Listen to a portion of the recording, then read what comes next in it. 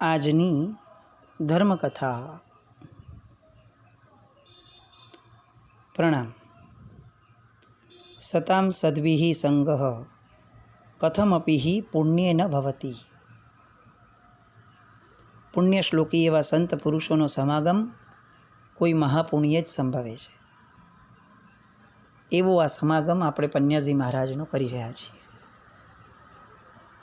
જેમ સૂર્યની હાજરીથી જીવ માત્રને પ્રકાશ, શક્તિ અને સ્ફૂર્તિ મળે, એમ પન્યાજી મહારાજની આ ઘટના માત્રથી, એમના જીવનની વાણી માત્રથી, એક પ્રસંગ માત્રથી જ્ઞાનનો પ્રકાશ, તપની શક્તિ અને આરાધનાની સ્ફૂર્તિ મળે. નિસ્પૃહ શિરોમણી એવા પૂજ્ય પન્યાસી મહારાજ, સદાકાળ માટેની પ્રસન્ન પ્રકૃતિ અને સ્વભાવમાં પ્રશાંતિ, વચનમાં કોમળતા, દ્રષ્ટિમાં શીતળતા, એક એક ગુણો લાજવાબ કહી શકાય એવા જબરદસ્ત. પાટણ એવી બળભાગી જગ્યા કે જ્યાં પૂજ્યશ્રી પોતાનો અંતિમ સમય વિતાવી રહ્યા છે. ફાગણ મહિનો આવ્યો. પૂજ્ય રામચંદ્ર સુરી મહારાજ સાહેબ ફરી 3 દિવસ માટે નિશ્રા આપવા માટે એમને યોગ થયો. પન્યાજી મહારાજને એવું લાગ્યું કે આ મારો કોઈ મોટો પુણ્યોદય છે. ફરી ગુરુ ભગવંત આગળ જઈને કહે કે આપ એવો કોઈ ઉપાય બતાવો સાહેબ કે હું અનશન જેવી સ્થિતિની સાધના કરી અને સમાધિ મરણ પામી શકું. કોણ બોલે છે? જે વ્યક્તિને દેહ ક્યારેય પોતાનો લાગ્યો જ નથી. આ કેવી લઘુતા છે પન્યાજી મહારાજની. એમની એક પણ વાતો આપણે જે અત્યાર સુધી કરી અતિશયોક્તિવાળી ન હતી, એક પણ નહીં. અને આ વાતો પરથી આપણે એટલું સમજી શકીએ છીએ કે જેણે દેહને આટલો દૂર રાખ્યો છે પોતાના શરીરથી, પોતાના આત્માથી, એ વ્યક્તિ હવે પોતાના ગુરુ પાસે જ્યારે કાકલુદી કરે કે મને સમાધિ મળે એવું કરો, ત્યારે ચોક્કસપણે એવું માનવું પડે કે આ જે લઘુતા છે ને એ પરાકાષ્ઠા ઉપર છે. પિંડવાડામાં જ્યારે પન્યાસ પદ્મવિજયજી મહારાજ સાહેબ ઘણીવાર આવેલા, જેમને કેન્સરનું ભયંકર દર્દ હતું, ત્યારે પન્યાજી મહારાજે એમને ભાવ આરોગ્ય પમાડવા અને સમાધિ ભાવનાના દીપકને વધુ ઝળહળતો રાખવા માટે 3 કલાક રોજના સાહેબ અપૂર્વ રસાયણથી એ સમાધિના ચાહક એવા પવિત્ર આત્માને એમને હસતા રમતા એમણે કરી દીધેલા હતા. એ પુણ્ય જ્યારે અત્યારે એમ જાણે ઉદયમાં આવ્યું હોય ને, એ રીતે પન્યાજી મહારાજ એવી જ સ્વાસ્થ્યની નબળી અવસ્થાની અંદરમાં પણ પોતે હસતા રમતા રહ્યા. આપણે ઘણીવાર આવું બોલ્યા છે આનંદગંજી મહારાજાના પદમાં, ચિત્ત પ્રસન્ન રે પૂજન ફળ કહ્યું રે, પૂજા અખંડિત એ. પણ આપણે ચિત્તની પ્રસન્નતાને ક્યારે ટકાવી નથી શક્યા. નાનકડી પરિસ્થિતિઓમાં પણ પ્રસન્નતાને આપણે વેચી નાખીએ. પન્યાજી મહારાજ એ ખરેખર જાણે આ પંક્તિને જીવ્યા. એમણે જે પરમાત્માની આજ્ઞા પૂજા કરીને એ પૂજાનું ફળ એ મેળવી રહ્યા હતા ચિત્તની પ્રસન્નતા દ્વારા. એકવાર એવું થયું કે શ્રી નવપદ આરાધનાના એક પુસ્તકમાંથી સંસ્કૃત શ્લોકો એમણે જીનસેન વિજયજી મહારાજ સાહેબ પાસેથી વંચાવ્યા. નબળાઈ ઘણી હતી પણ એમને ઉલ્લાસ જાગ્યો. જીનસેન મહારાજ સાહેબ આ બાજુ બોલી રહ્યા હતા, પોતે સાંભળી રહ્યા હતા. જેવું જીનસેન મહારાજ સાહેબનું બોલવાનું પૂરું થયું, શ્લોકનું પઠન, એટલે આવી સ્થિતિમાં પણ પન્યાજી મહારાજ કડકડાટ બધા જ શ્લોકોને સ્વાધ્યાયમાં બોલ્યા. બધા આશ્ચર્યમાં ગરકાવ હતા કે આ કઈ ભક્તિ છે સિદ્ધચક્ર ભગવાનની. એમના મન મંદિરમાં 3 લોકના નાથની પધરામણી કેવી વિશિષ્ટ થઈ હશે કે સદૈવ પ્રસન્ન દેખાતા. સાહેબ બહુ સરસ કહેતા કે શ્રી અરિહંત પરમાત્માનું નામ એ તો મંત્રાત્મક દેહ છે. નિર્વાણ પૂર્વે સર્વ અરિહંતો વિશ્વના જીવોના ઉદ્ધાર કાજે એ દેહને મૂકતા જાય છે, એમના નામ દેહને, કે જેના કારણે સાધકો એનું આલંબન લઈ મોહનો ક્ષય કરી શકે અને સ્વયં મુક્તિની માળ પહેરી શકે. એમના ચારિત્રની એ સમયની ધારા, એ સમયની પણ ધારા કેવી હશે એનું એક સિમ્પલ એક્ઝામ્પલ છે કે એકવાર એમને પરસેવો થતો હતો.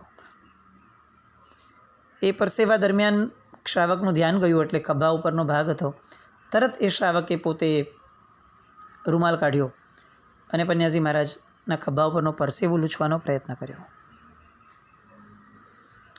અને પન્યાજી મહારાજે તરત એમની સામે જોયું, આંગળી ઊંચી કરી ના પડતી હોય એવી રીતે, અને બહુ જ શાંત ચિત્તે એમણે કહ્યું, અમે સાધુ છીએ, તમે એમ લૂછી ન શકો. એ તો પરસેવો છે, એની મેળે ફરી થવાનો જ છે, તમે લૂછશો તો પણ થશે. આવી દશા સાહેબની.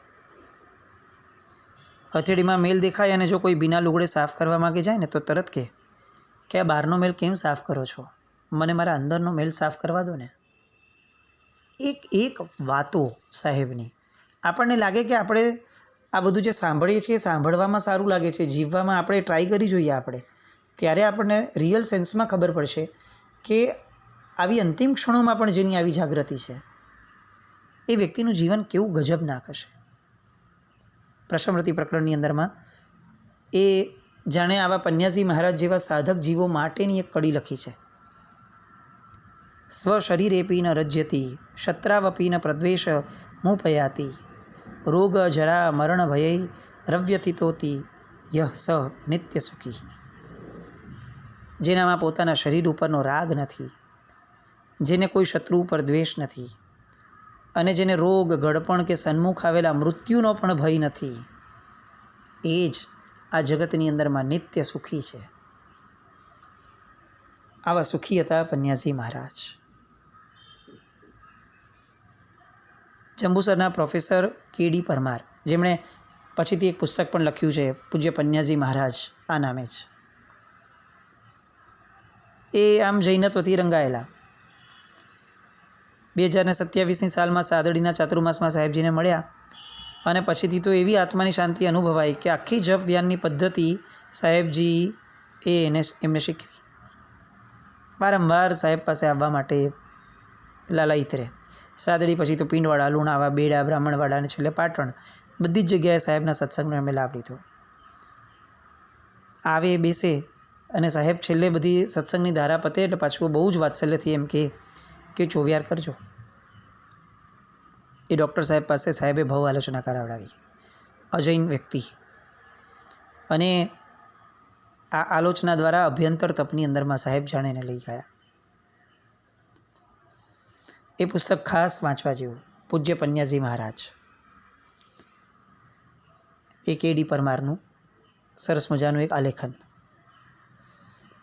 આ બાજુ પોતાના સંસારી એકમાત્ર સંતાન જીતુભાઈ 4 વર્ષની ઉંમરે હીરાબેન પાસે મૂકીને ગયા હતા સાહેબ. 11 વર્ષની કિશોર વયમાં નિપાણીમાં ઉપધ્યાનની આરાધના કરી ત્યારે સાહેબને ખૂબ ગૌરવ થયું હતું. એ લગભગ દીક્ષા લેવાની ધારણામાં હતા, પણ અંતરાય કર્મ કે માતાનું મોહ એમને નડ્યું, પણ સંયમ ભલે ન સ્વીકારી શક્યા, પણ જીતુભાઈની સમાધિ એ જીવનના તડકા છાયામાં એક સરખી જળવાઈ રહેલી. ફરજંદ કોનું હતું, એમની ઉદારતા પણ એટલી જ પ્રશસ્ય. શરીરથી બહુ નબળા હતા, પણ મૌનનું ઔદાર્ય બહુ જ સબળું. ગોડીજીમાં ઘરે ચોથા માળે રહે, સાંજે થાક્યા પાક્યા ઉપર પહોંચે ને જો ઘરના નીચે કંઈ બીજા કોઈને ફળ ખાવાનું મન થયું હોય તો તરત નીચે જઈ અને પોતે ખવડાવી આવે, પોતે પાછા ચાખે પણ નહીં ફળને. સિરોહી જાય વંદન કરવા, જ્યારે સાહેબને વંદન કરવા જાય ત્યારે સિરોહી સ્ટેશને ઉતરીને સૌથી પહેલાં બિસ્કિટના પડીકા લે, કૂતરાઓને જમાડે, પોતે પગમાં ચપ્પલ પણ ન પહેર્યા હોય. આવી સરસ મજાની જેમની જીવનની ધારા હતી એ અરસામાં સાહેબ પાસે આવ્યા, અને સાહેબે એને કીધું કે તમે ભવાલોચના લઈ લો ને.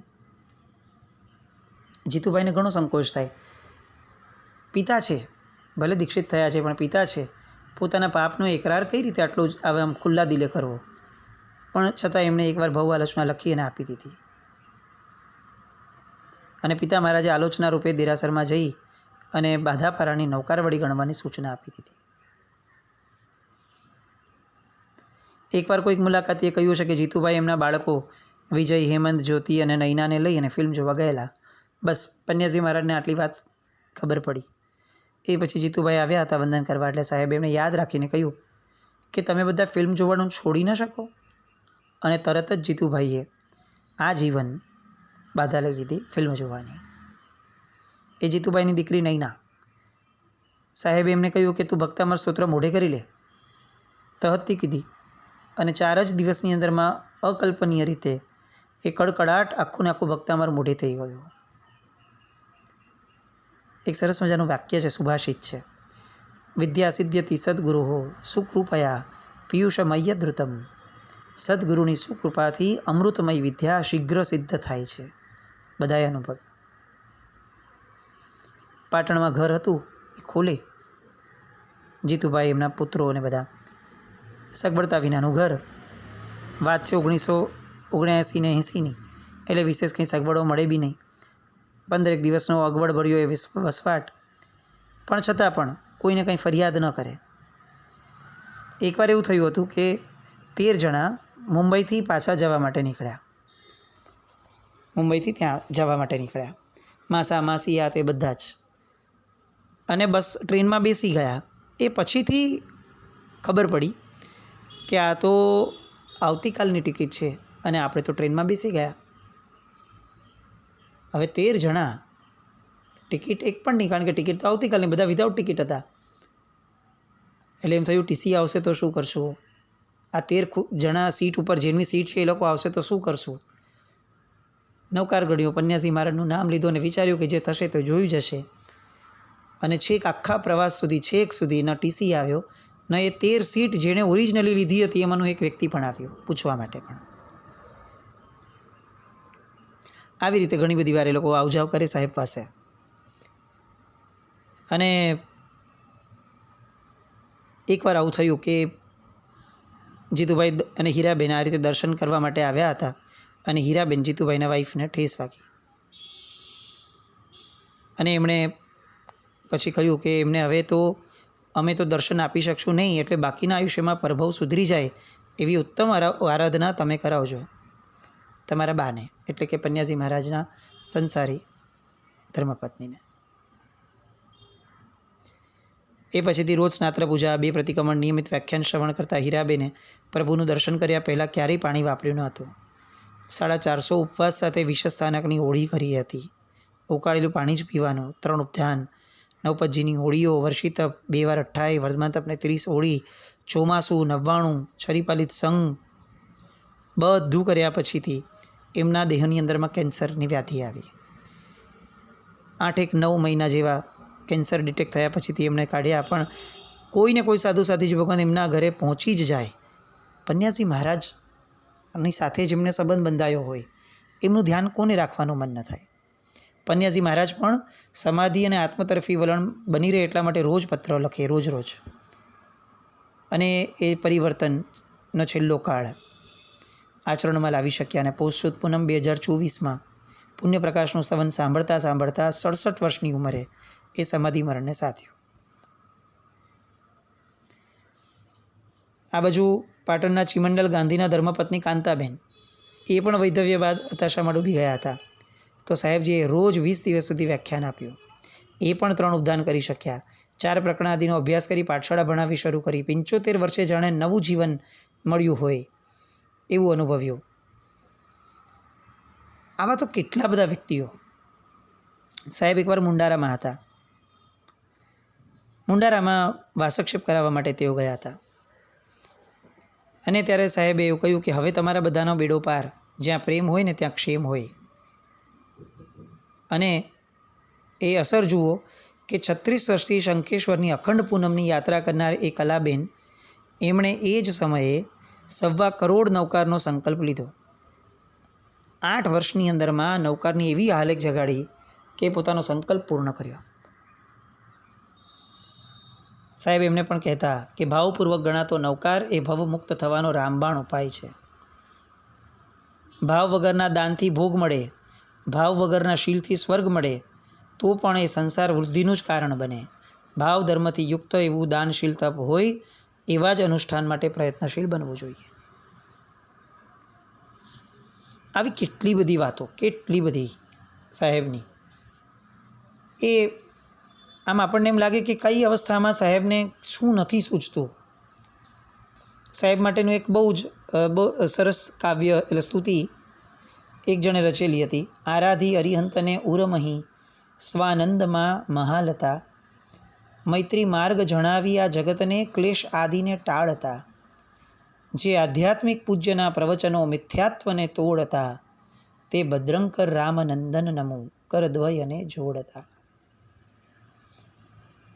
આ બધી જ વાતો પન્યાજી મહારાજની, અને આગળ વધતા વધતા બધી જ વાતોના મહાસાધક એ હવે મહાપ્રસ્થાનના અંતિમ તબક્કે અંતિમ દિવસ પર આવીને ઊભા. 29 એપ્રિલ 1980 મંગળવાર, સંવત 2036, વૈશાખ સુદ 14નો દિવસ. એ દિવસે સૂર્ય અસ્તાચળે જતો હશે ત્યારે પણ એને વિચાર્યું હશે કે આમ તો હું રોજ આથમું છું, પણ આજે અધ્યાત્મના પારસમણી એવા પન્યાજી મહારાજનું પરલોક પ્રયાણ જોઈને જાઓ, આવો વિચાર પણ કદાચ સૂર્યએ કર્યો હશે, પણ એ સક્ષમ નહીં બન્યો હોય. એક અડધી સદીનો યોગની સાધના ભર્યો દીક્ષા પર્યાય એ આજના દિવસે એ વિદાય લેવાનો હતો. સવાર પડી અને નૂતન મુનિવર શ્રી વીરસેન વિજયજી મહારાજ સાહેબને આશીર્વાદ પ્રદાન કર્યા અને એમણે ભલામણ કરી સાહેબે કે 60-62 વર્ષની મોટી વયે દીક્ષા આપી છે, તો તમે બધા મહાત્માને સાચવી લેજો.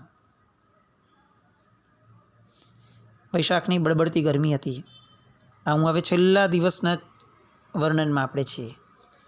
એક શ્રાવકે પૂંઠાથી પવન નાખવાનું શરૂ કર્યું અને સાહેબે તરત એનો હાથ પકડ્યો અને બોલ્યા, સંયમ જીવનમાં આવું કરવું એ ઉચિત નથી. એક પૂંઠાથી નખાતો પવન પણ સાધુ ન ચલાવે. એની સ્થિતિ ગમે તેવી કેમ ન હોય, એ ગમે તેટલા શારીરિક અસ્વસ્થતાના ઝોનમાં હોય, પણ એની એક વસ્તુ નિશ્ચિત હોય કે પ્રાણાતિપાત હિંસા ન કરવાનો જે નિયમ છે, વ્રત છે, મહાવ્રત, એનો કોઈ પણ ભોગે મારે એનો એ મહાવ્રતને કોઈ પણ ભોગે મારે એનું અનાચારમાં પડવું નથી. પૂંઠાથી નાખાતો પવન પણ સાહેબને પાલવ્યો નહીં. અધ્યાત્મના અનસ્ત સૂર્ય એવા સાહેબ, દિન રાત તત્પર બનતા મુનિવરો, આવી માંદગીમાં પણ જ્યારે આ વાક્ય બધાએ સાંભળ્યું ત્યારે સાહેબનો આવો અવિહળ શાસન રાગ જોઈને અચંબિત થયા. કમજોરી હતી ઘણી, એટલે ડૉક્ટર જીવણભાઈએ કીધું કે સાહેબ ગ્લુકોઝ ચડાવી લો. અને ત્યારે સાહેબ એવું બોલ્યા કે હવે આ જીર્ણ દેહને ક્યાં સુધી દવાની સહાયથી ટકાવશો? જન્મ જન્માંતર સુધી જે કર્મ ઉપાર્જન કર્યા એટલે તો આ દેહ મળ્યો, હજી આમને આમ મળીએ રાખવાનો. પણ ખરેખર આ દેહ મળ્યા પછી જાળવવા જેવો તો આત્મા છે. હું આનંદમાં છું, હું મારી અંદર પ્રવેશી ગયો છું. આ મન અને શરીરની દોડમાંય ભીતર વસેલો આત્મા મને યાદ છે. અને એમણે ગ્લુકોઝ ચડાવવાની સ્પષ્ટ ના પાડી દીધી. આ બાજુ સમાધિના ઉપચારો પણ ચાલુ હતા. પન્યાશ્રી પદ્યોતન વિજયજી મહારાજ, મુનિવર કુનકુંદ વિજયજી મહારાજ, વજ્રસેન વિજયજી મહારાજ, જીનસેન વિજયજી મહારાજ આદિ અનેક મહાપુરુષો, એમણે નમસ્કાર મહામંત્ર, ચત્તારી મંગલમ, નવસ્મરણ અને અન્ય સમાધિ પ્રેરક સ્તોત્રોનું શ્રવણ કરાવ્યું. ભાવિકો પણ ધીરે ધીરે વધતા જતા હતા, કારણ કે બધાના મનમાં વિવળતા હતી. જેમ જેમ સમય પસાર થતો જાય તેમ તેમ વેદના બધાની વધતી ગઈ. પણ આ બાજુ સાહેબની ક્ષમતા અને સમાધિ પણ વૃદ્ધિ પામતી હતી. મધ્યાહન થઈ, મધ્યાહનનો સમય પણ પસાર થયો. બપોરે 3 વાગ્યા, પડીલેણની ક્રિયાનો પ્રારંભ થયો. સાહેબજીએ સ્વયં પોતાના મુખેથી પડીલેણના આદેશો માંગ્યા. આથમતી સંધ્યાના સમયે પચ્ચખાણ સાહેબે પોતે કર્યું અને બધાને કરાવડાવ્યું. અને આજે એવું નક્કી કર્યું કે સૂર્યાસ્ત પૂર્વે 14મું પક્ષી પ્રતિક્રમણ શરૂ કરી દેવું છે. અને નીચેના ઉપાશ્રયમાં શ્રાવકોને પ્રતિક્રમણ કરાવવા ગયા પૂજ્ય પન્યાશ્રી પદ્યોતન વિજયજી મહારાજ, અને અહીંયા ઉપરના ઓરડામાં સાહેબજી સાથે પ્રતિક્રમણ કરવા રોકાયા પૂજ્ય કુનકુંદ વિજયજી મહારાજ, વજ્રસેન વિજયજી મહારાજ સાહેબ અને જીનસેન વિજયજી મહારાજ સાહેબ, ચારિત્ર પૂજ્ય સાહેબ અને રત્નસેન મહારાજ. સૂત્ર બોલવાનો આદેશ નાની ઉંમરના હોવાના કારણે રત્નસેન વિજયજી મહારાજને મળ્યો. સાહેબ એક એક ઉચ્ચારની શુદ્ધિ જુએ અને અર્થ ગંભીર સૂત્રોનું મનપૂર્વક શ્રવણ કરે. દરેક વખતે જ્યારે જ્યારે કૌશગ આવ્યા કે મુપતિનું પડીલણ આવ્યું ત્યારે અત્યંત ભાવપૂર્વક સાહેબ એ બધી જ ક્રિયાઓ કરતા. અત્યંત જાગૃતિમાં રહી અને સાહેબે દૈવસિક આલોચના કરી, પાક્ષિક અતિચાર અને પક્ષી સૂત્રનું પણ સાહેબે શ્રવણ કર્યું. અચાનક પૂજ્ય સાહેબને માતૃ કરવાની આશંકા થઈ, એટલે જીનસેન વિજયજી મહારાજ સાહેબને તરત ઇશારો કર્યો. સાહેબે એમને ધીમેકથી પાટ ઉપરથી નીચે ઉતાર્યા, માતરું કર્યું અને હવે સંથારા ઉપર ફરીથી બિરાજમાન થયા. સાહેબ કફની બહુ તકલીફ હતી. દિવાલના સહારે બેસવા માટે મહાત્માઓએ સૂચન કર્યું. ત્યારે જાણે પોતાને કંઈક આગોતરી જાણ થઈ ગઈ છે એટલે ભીતના ટેકે બેસ્યા, પણ સાહેબ સ્પષ્ટ રીતે બોલ્યા, આજે છેલ્લો દિવસ છે. સાહેબના મોઢેથી આ શબ્દ સાંભળ્યો અને વયાવચમાં રહેલા મહાત્માઓ ચોધાર આંસુએ રડવાના શરૂ થયા. વર્ષોથી જેમની સેવા કરી છે એ ભગવાન તુલ્ય ગુરુ આજે એમના જ મુખમાંથી, જ્યારે જે એક નબળો શબ્દ ક્યારેય ના બોલે, આજે એમના જ મુખેથી એમના પોતાના માટે આ એક શબ્દ બોલાયો, આજે છેલ્લો દિવસ છે. અને બધાને એટલું લાગી આવ્યું. કેટલાક મહાત્માઓ રોકાઈ પણ ન શક્યા ત્યાં. પોતાનું રુદન એ ક્યાંક ને ક્યાંક સાહેબ માટે અસ્વસ્થતા ઊભી ન કરે એવું વિચારી અને તરત પોતે બહાર ખસી ગયા. પણ આ અડીખમ મનોબળવાળા મહાત્માઓ પન્યાજી મહારાજને બરોબર બેસાડે છે. મૈત્રીના મહાકાવ્યનો આ સરૂનો સ્ત્રોત આ જગત માટેનો, અને એ જ પ્રશાંત અને ગંભીર મુખમુદ્રા. વેદના સંબંધી એક નાનકડી પણ રેખા ન એમના મુખ ઉપર દેખાય, ન આટલી માંદગીમાં, છેલ્લા 15-17 વર્ષની માંદગીમાં ક્યાંય એક હુંકારો પણ સંભળાયો નથી. પક્ષી પ્રતિક્રમણ ચાલુ છે અને આ પક્ષી પ્રતિક્રમણના છેડે શું થાય છે અને એક ક્ષણની અંદરમાં પૂજ્યશ્રી એ કઈ રીતે પોતાની જાગૃતિ અને સાવચેતીને બરોબર પકડીને ગયા, એ એમની અંતિમ ક્ષણોની વાતો આવતીકાલ પર લઈએ. જીનાજ્ઞાવિરુદ્ધ કંઈ પણ બોલાય તો મિચ્છામિ દુક્કડમ.